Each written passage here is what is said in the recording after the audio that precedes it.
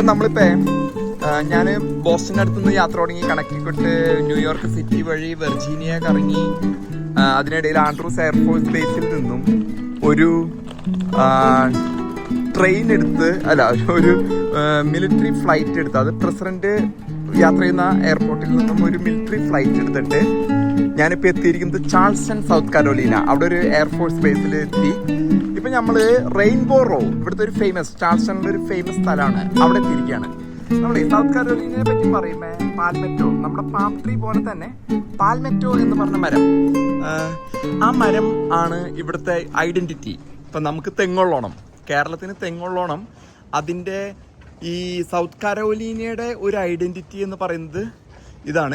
ഇതിനടുത്തായിട്ട് ഇവിടുന്ന് ഒരു 1/4 മണിക്കൂർ യാത്ര ചെയ്താൽ നമുക്ക് ജോർജിയ എന്ന് പറഞ്ഞ സംസ്ഥാനത്തിൽ സവാന എത്തിപ്പെടാം. അങ്ങനെ ഒട്ടനവധി പ്രത്യേകതകളുള്ള ഒരു പ്രദേശമാണ് ഇത്. അപ്പം ഇത് റെയിൻബോ റോ എന്നാണ് ഈ സിറ്റീനെ പറയുക. ഇവിടെ കടലുമായിട്ട് ബന്ധപ്പെട്ട് കിടക്കുന്ന ബാക്ക് വാട്ടേഴ്സ് അങ്ങനെയുള്ള സ്ഥലങ്ങളിൽ ഒക്കെ ഉണ്ട്. തന്നെയല്ല നമ്മളുടെ മരം തെങ്ങ്, കേര കർഷകൻ കേരമരം എന്ന് പറയുന്ന മാതിരി തന്നെയാണ് ഇവർക്ക് ഇവിടെ പാൽമെറ്റോ മരം. അത് അവരുടെ ലൈസൻസ് പ്ലേറ്റ്, അതായത് നമ്പർ പ്ലേറ്റ് മുഴുവൻ ആ മരത്തിൻ്റെ ഫോട്ടോ അവർ കാണിച്ചിരിക്കുകയാണ്. സൗത്ത് കരോലിനയുടെ ലൈസൻസ് നമ്പർ പ്ലേറ്റ് ആണ് കാണുന്നത്. അപ്പോൾ അതുമ്പോൾ പോലും അവർ ആ ഫോട്ടോ വെച്ചിട്ടാണ് ഇത് ചെയ്യുന്നത്. നല്ല മനോഹരമായൊരു പ്രദേശമാണ് കേട്ടോ. ഇവിടെ തന്നെയല്ല, സൗത്ത് കരോലീന പോലെയുള്ള സംസ്ഥാനങ്ങളിലേക്ക് വരുമ്പോൾ ഇവിടെ തിക്കും തിരക്കൊന്നുമില്ല.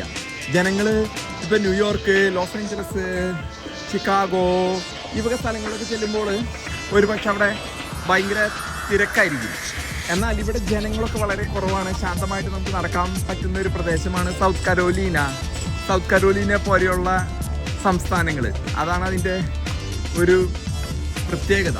നമുക്ക് ഈ ഒരുപക്ഷെ ചിലരൊക്കെ ഉണ്ട് കേട്ടോ, മൻഹാട്ടനിലൊക്കെ തിക്കും തിരക്കും ഇഷ്ടപ്പെടുന്നവരുണ്ട്.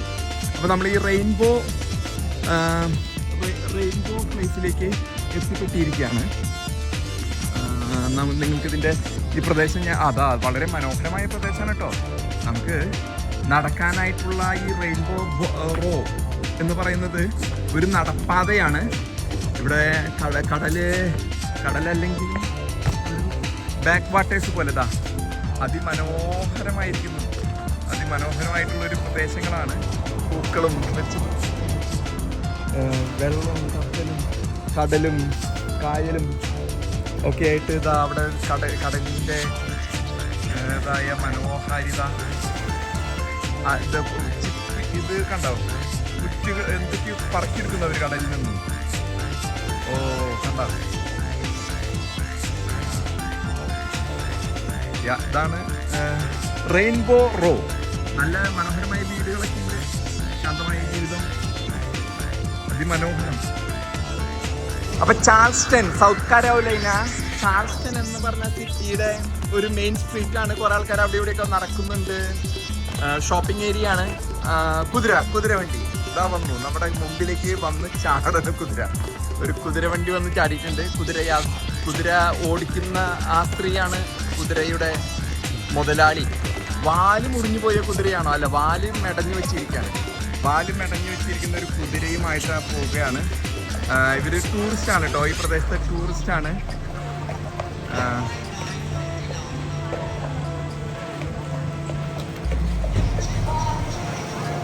അപ്പോൾ ഇതാണ് ചാൾസ്റ്റൺ സൗത്ത് കരോലീന. നല്ല മനോഹരമായിട്ട് ഡെവലപ്പ് ചെയ്തിരിക്കുന്നു സിറ്റി ഓഫ് ചാൾസ്റ്റൺ. അപ്പോൾ ചാൾസ്റ്റൺ സൗത്ത് കരോലീനയുടെ തെരുവുകളാണ് നമ്മൾ കണ്ടുകൊണ്ടിരിക്കുന്നത്. ഒരു പുരാതന നഗരം പോലെയാണ് നമുക്ക് കണ്ടിട്ട് തോന്നുന്നത്. എന്നാലും കുഴപ്പമില്ല എന്ന് വേണമെങ്കിൽ പറയാം.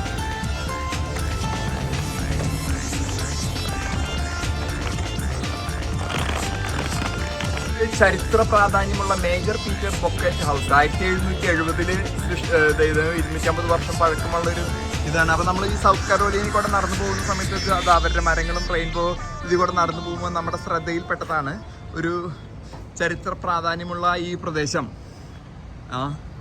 അപ്പോൾ അവിടെ സ്ഥിതി ചെയ്യുന്ന ഒരു പുരാതന കെട്ടിടം ആണ് ഇത്.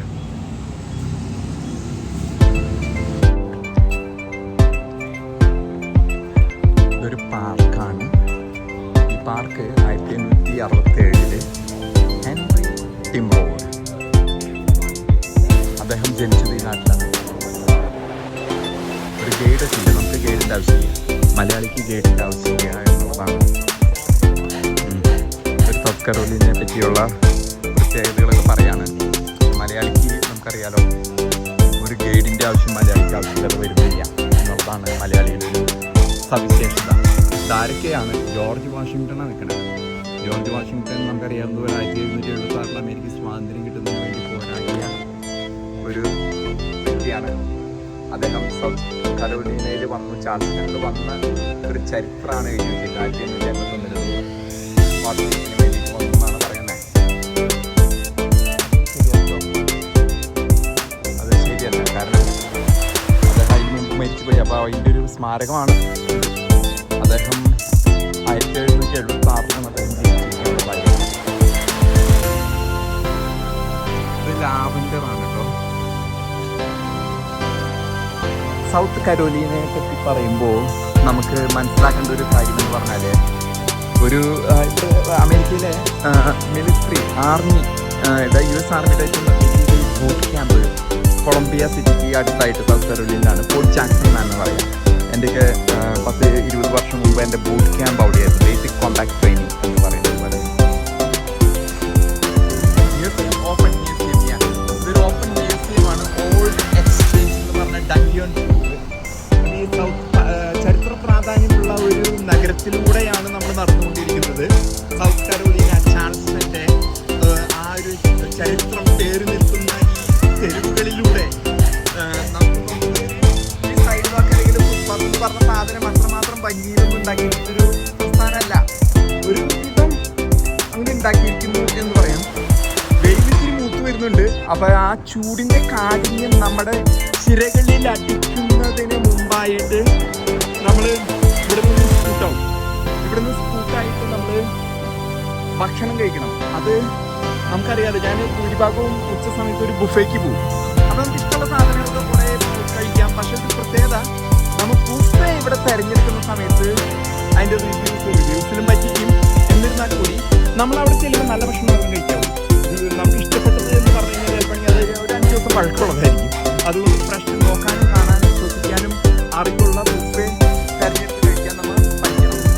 അപ്പോൾ അതാണ് ഇന്നത്തെ ഐഡിയ. അപ്പോൾ നമ്മൾ ബ്രേക്ക്ഫാസ്റ്റ് സ്കിപ്പ് ചെയ്യും, ഡിന്നറും ചെറുതായിട്ട് സ്കിപ്പ് ചെയ്യും, എന്നിട്ട് നമ്മൾ ബുഫേയിൽ കയറും. അതാണ് സുഹൃത്തുക്കളെ, നമ്മളിപ്പോഴുള്ളത് സൗത്ത് കരോലിന എന്ന് പറഞ്ഞ സ്ഥലത്ത് പൈനാപ്പിൾ ഫൗണ്ടൻ എന്ന് പറയുന്ന ഒരു സ്ഥലമാണുള്ളത്. ഇത് വളരെ പ്രാധാന്യമുള്ള ടൂറിസ്റ്റ് ഡെസ്റ്റിനേഷനാണ്. സൗത്ത് ചാൾസ്റ്റൺ എന്ന് പറഞ്ഞ നഗരം, അവിടെയുള്ള പൈനാപ്പിൾ ഫൗണ്ടൻ. നമുക്ക് ഇവിടെ ഒരു വാട്ടർ ഫ്രണ്ട് ഉണ്ട്. ഇതൊരു ടൂറിസ്റ്റ് ഡെസ്റ്റിനേഷനാണ്. അവിടെ അങ്ങ് ദൂരെയായിട്ട് ഒരു വിമാനവാഹിനി അല്ല, ഒരു യുദ്ധക്കപ്പൽ പോലെ നമുക്ക് കാണാം. അവിടെ ഒരു അത് മിലിറ്ററിയുടെ കപ്പലാണ്.